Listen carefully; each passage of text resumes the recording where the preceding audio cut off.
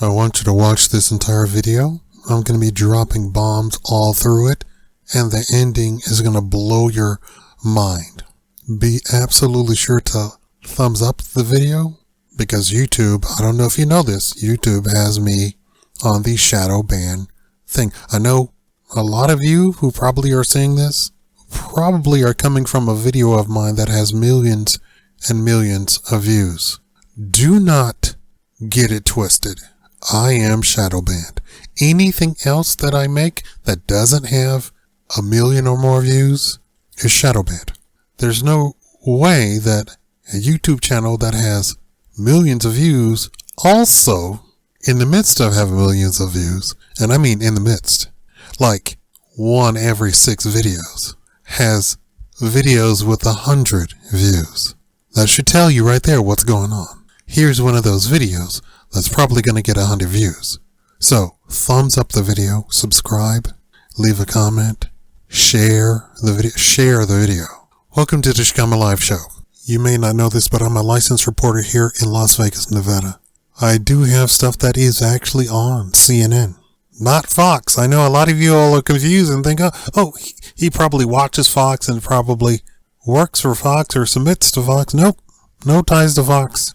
In fact, everything that I've done actually has been on mainstream media, right? So I don't always submit stuff to mainstream, but here we are.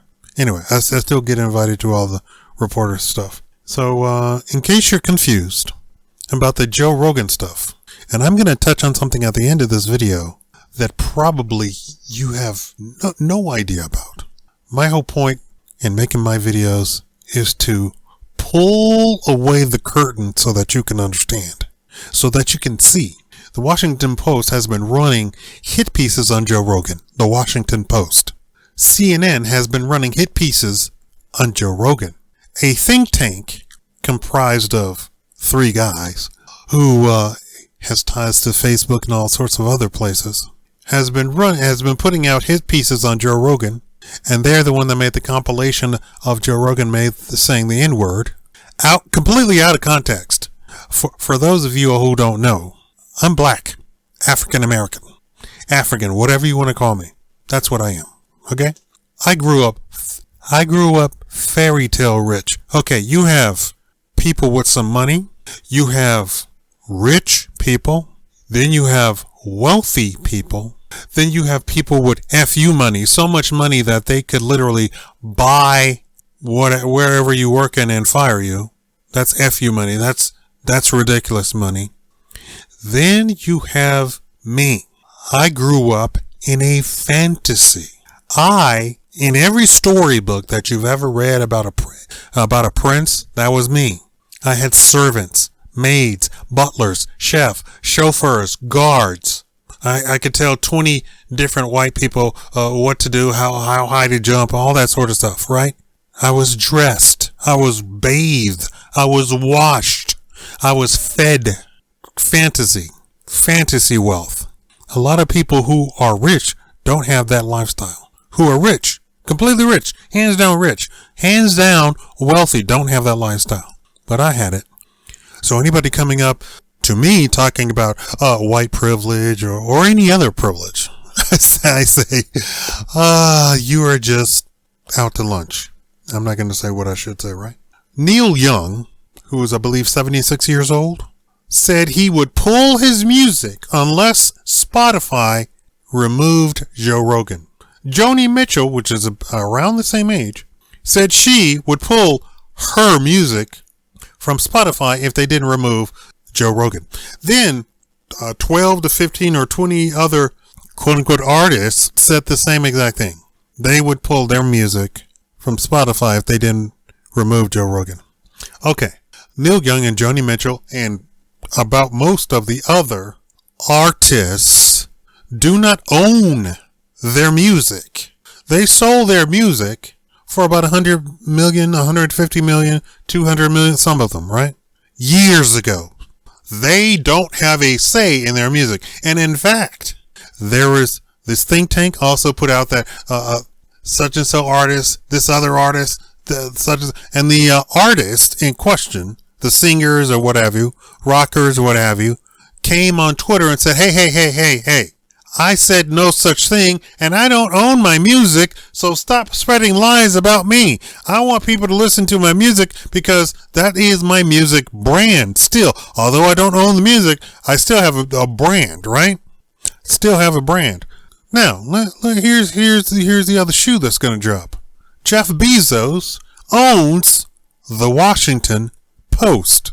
Jeff Bezos is giving away 4 months free to a subscription of the Amazon version of Spotify, featuring on their homepage Neil Young and Joni Mitchell. Is the light shining forth? Am I pulling away the curtain? Jeff Bezos funds the think tank that is behind the anti-Joe Rogan stuff. And guess who else is the main contributor? Bette Midler. Have you been paying attention to her tweets? She called West Virginia full of people on fentanyl or something like that. And Hillary Clinton called them clutching their Bibles and their guns. The think tank is putting out hit pieces on Joe Rogan. And the people on Twitter are just eating it up. They're just swallowing it whole, not even chewing, completely swallowing it. And Twitter, I guess I didn't put it in my script, but Twitter is in on it too. Twitter is promoting quote unquote trending topics that have like 1,000 tweets. I don't know if you know, but Twitter has millions of people tweeting every day, right? Guess who else is in on it? Facebook. Facebook, who has lost 80% of their young subscribers. Facebook used to have like a 90% young subscriber. It's down to 13%. Facebook is seeing the writing on the wall. Now, it still has billions of people logging in every day, but the young people are what move and shake the what? Social media, big tech. That's who moves and shakes big tech. Not old people, not even 30-year-olds, not even 20-year-olds. TikTok and all of that stuff, yeah, that's all young people. I know you see a 30-year-old. I know you see a 40-year-old. I know you see a 60-year-old, a 70-year-old. But that's not who moves and shakes big tech, TikTok, YouTube. I try and get young people. Why? Because young people don't have jobs. They sit at home and watch your videos all day. And if you make videos that they really like, they will watch your video 20 times. Now, on its best night on CNN with the most views, Joe Rogan gets 20 times, count them, 20 times the audience that CNN gets on its best night.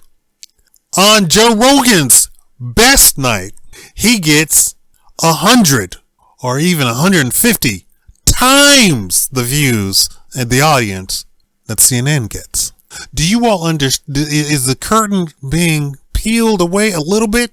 CNN has been on trying to do hit pieces on Joe Rogan for probably a year?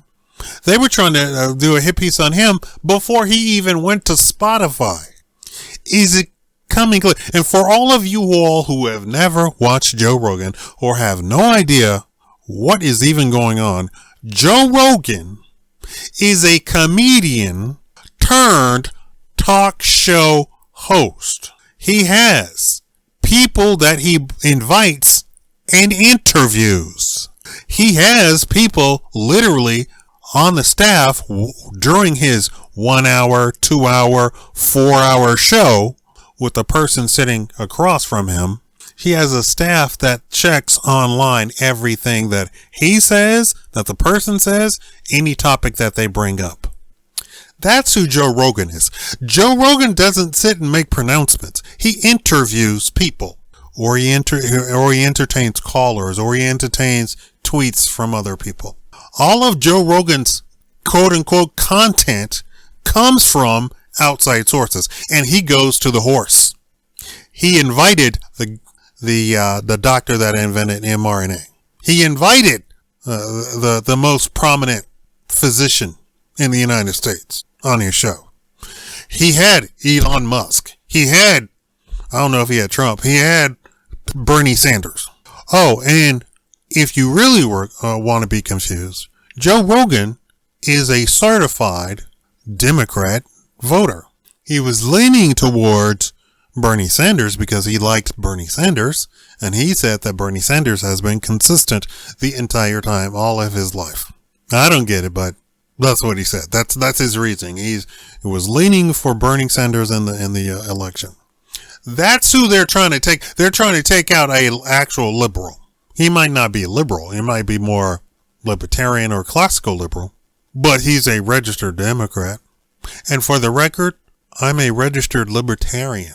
I know that was confusing. Now, if all of that wasn't clarifying anything for you, we're now going to turn to the CIA handbook on how to destabilize your enemy. The CIA handbook says you, one, nitpick minor details. You ask about the wording. You ask about the phrasing. You pull the stuff out of context, and you make the enemy argue every minor point to completely detract from the actual main issue. You bring up stuff that has absolutely no relevance to the topic at hand. This is in the CIA handbook, all the way back from the Cold War. Now, I know you've been, you see stuff here on YouTube talk about, this KGB operative says this is how you destabilize the United States. No, this is the CIA handbook. They're no different. They're absolutely no different. And in fact, more than likely, we gave the other countries all the education that they needed as far as espionage and intelligence. Because who comes up with, some of these countries are 50 years old. Some of these countries around the globe are 50 years old. Some of these countries are younger than the people walking around, first of all, inside the country and inside the United States. They don't have an intelligence agency. They had to go learn it from somewhere else. And the United States is very keen on helping out countries as a favor. So what could be going on that Joe Rogan, a talk show host on an entertainment channel, a streaming entertainment channel, what could be going on that they are blasting this non-story out into the public? Oh, and so as far as the N-word, Joe Rogan saying the N-word, he was always, in every case, in every instance, quoting somebody else. I am black. I told you that, right? I do not use the N-word. I don't like the N-word in the context of the United States using the N-word. Anybody located inside of the United States using the N-word, I am completely against. It doesn't matter what color you are. Why do I make that distinction? I don't like people using the N-word in the United States. Because the United States are uneducated buffoons, completely ignorant. Mostly white people are completely ignorant about what the word or where it comes from.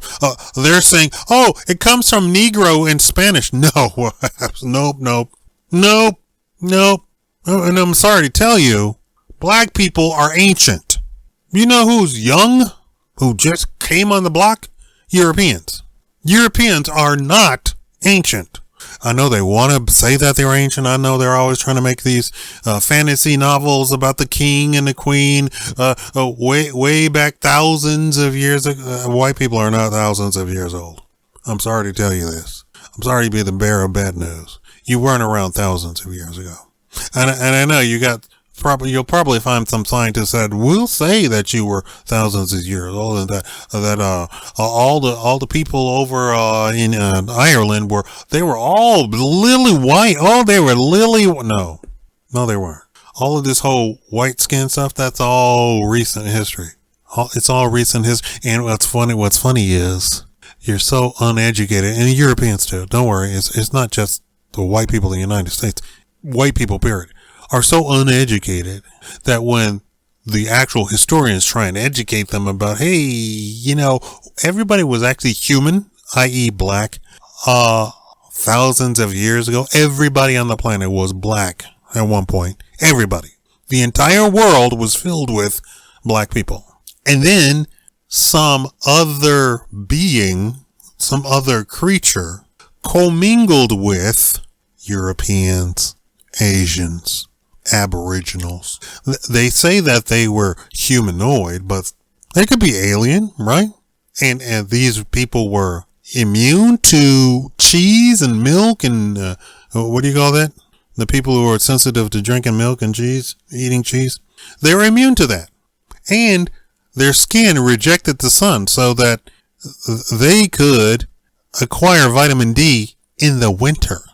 I don't know if you know this, but black people in the northern hemisphere, all of them around the globe, suffer from vitamin D deficiency during the winter time.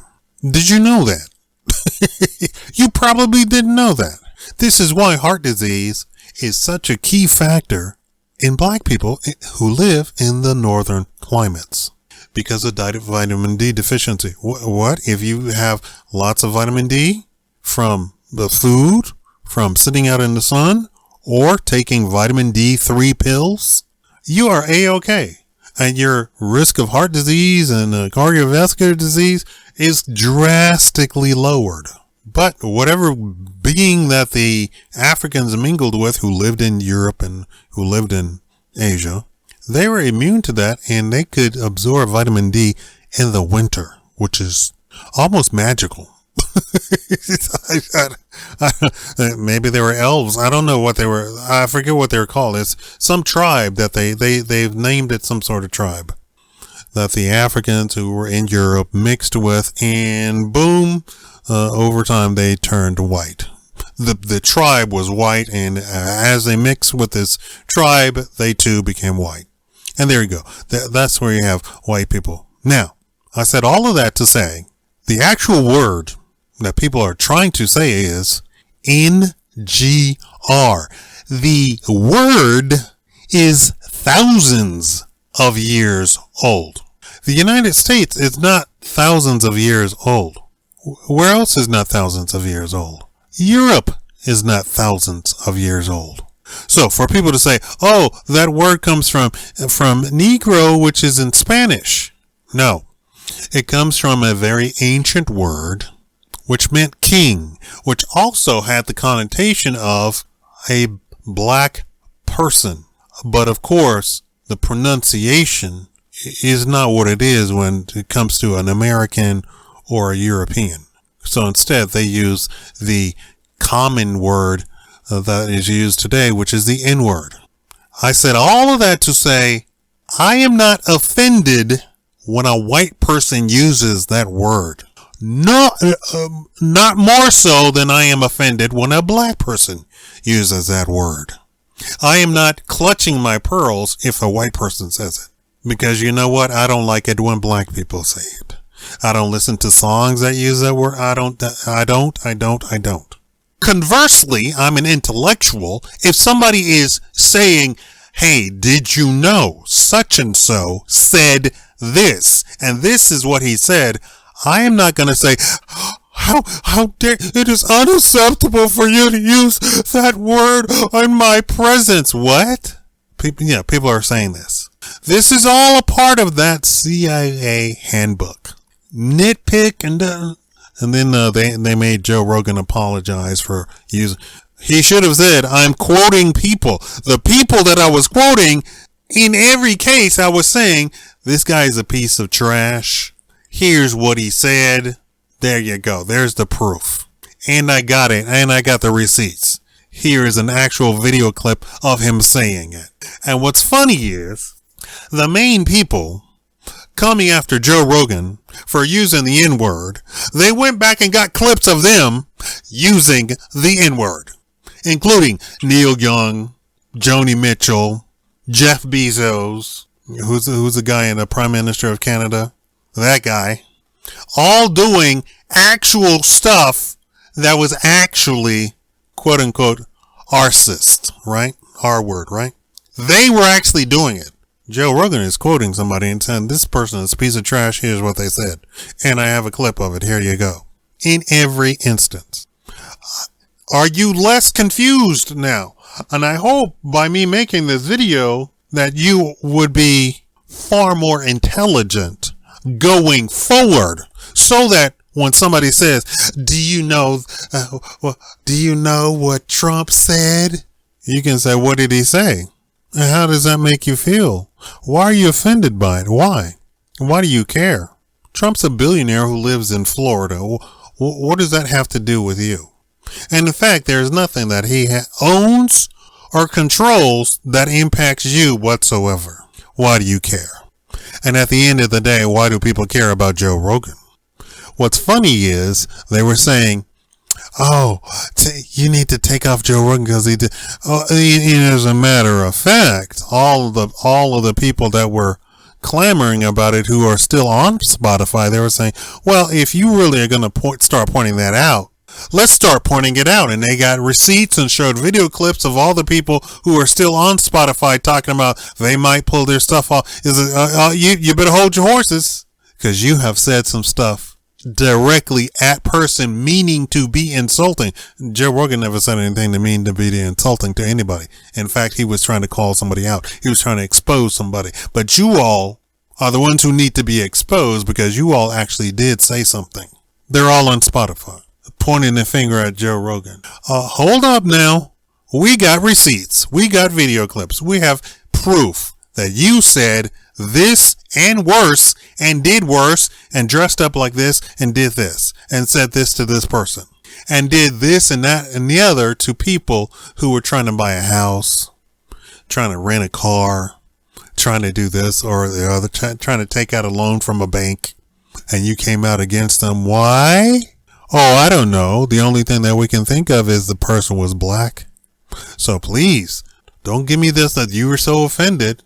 And we're talking about all those Democrats and all of those liberals who are talking about, oh my God, he said the N-word, and that is unacceptable. No matter the context. No matter the context? Really? So if I go before the court and I said this is what he said, oh my God, I can't believe it.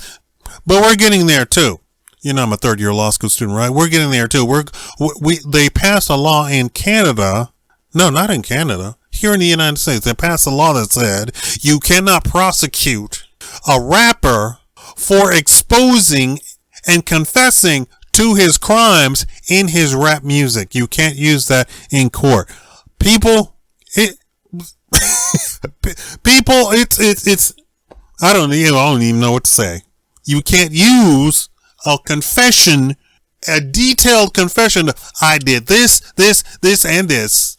I did this, and this. And you can't bring that in court.